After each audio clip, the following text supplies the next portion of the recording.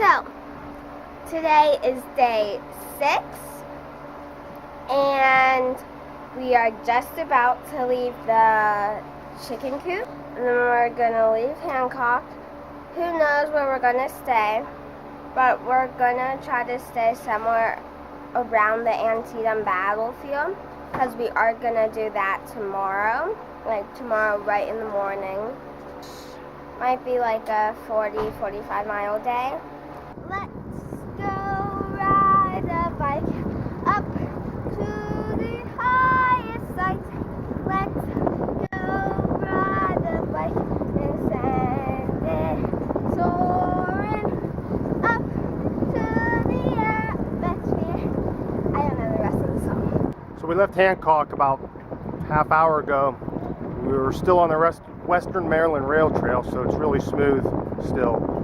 And every time I look back at Kayla, again, she never has her hands on the handlebars. So I'm gonna let her enjoy this for the next 5 miles, because then it's back on the C&O and a little bumpy there. So Just got off of the Western Maryland Rail Trail, and we're back on the C&O. are you happy about that? No, Why? because just the Western Maryland Rail Trail is so much smoother, and I could ride with no hands more easier. Yeah, maybe keep your hands on your bar this time. Here we go.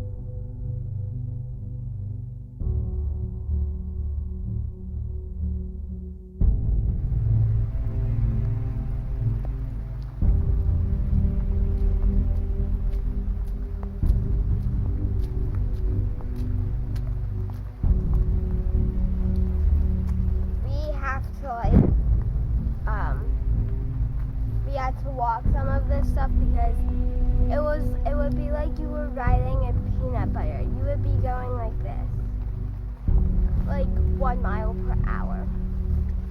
So.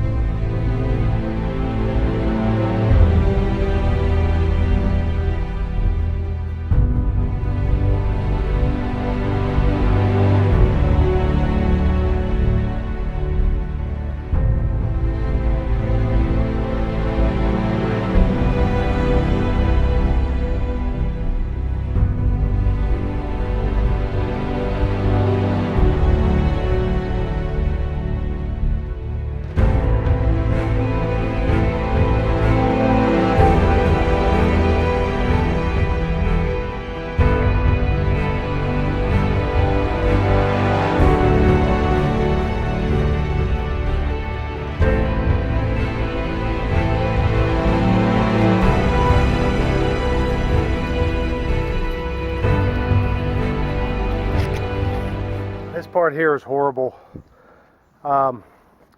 Whenever the river flooded the trail, left all kinds of silt and stuff from the river and just let it sit up here, so it's really thick. We have to walk. There's no way to control the bike whenever we try to ride. And the mosquitoes are absolutely insane, but I can't imagine it's too long here. You know, 2 or 3 miles maybe tops, I'm hoping, that we're gonna have to push these bikes. So I gotta go, I'm getting bit up. Okay, this is ridiculously hard. Kayla has no weight on her bike, and she doesn't have fenders. So she's up ahead of me a good ways. She's able to pick right through this. It's still pretty hard for her though. Here's what I'm working with. If you see down here, all this mud as I move gets caked right on the inside of that fender.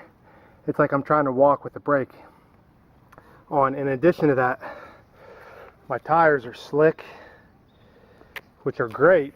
I really love them, but not when I'm dealing with this stuff. It's this mud. My whole bike is caked right now. We've been walking for quite a while, and it's difficult, and bugs are crazy. So you can kind of see. Let's see if I can hold this camera a little bit. You can see what I'm working with. All the mud, and this is a drier spot here, but you can just see it rubbing right up against the tire there. Had to walk, and this would all get caked up in here. So after a while, I have to stick my finger up in here as best I could, pull out some mud, just like that, throw it down on the ground. That's what took you so long? Oh yeah. I can only take 10-15 steps at a time. Then this would stop. And then I'd have to dig it out and start again. The trail. Here, let me see. That was the worst stuff ever. Mosquitoes were everywhere. I was getting eaten alive. But like, it was so muddy. Camera is muddy too. You still coming? We just made it out of the miserable mud. We are like covered in mud. Oh, bird. Okay. Yeah, honey. Yeah, I have.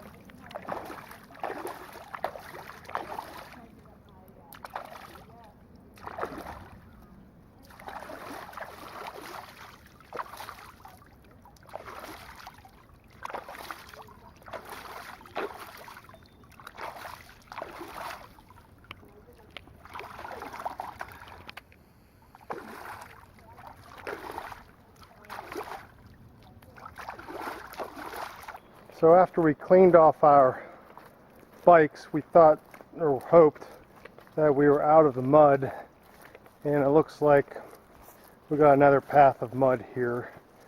I'm able to ride this for some reason, so I've been riding it, laying my bike down. Kayla's been pushing, so I go back to her then, and I help her by carrying her bike and let her walk a little bit, save some energy. So this is really slowing us down. Kayla had hopes of getting to Harper's Ferry tonight, which is still another like 24 miles. If this doesn't improve quickly, I don't know if that's going to happen.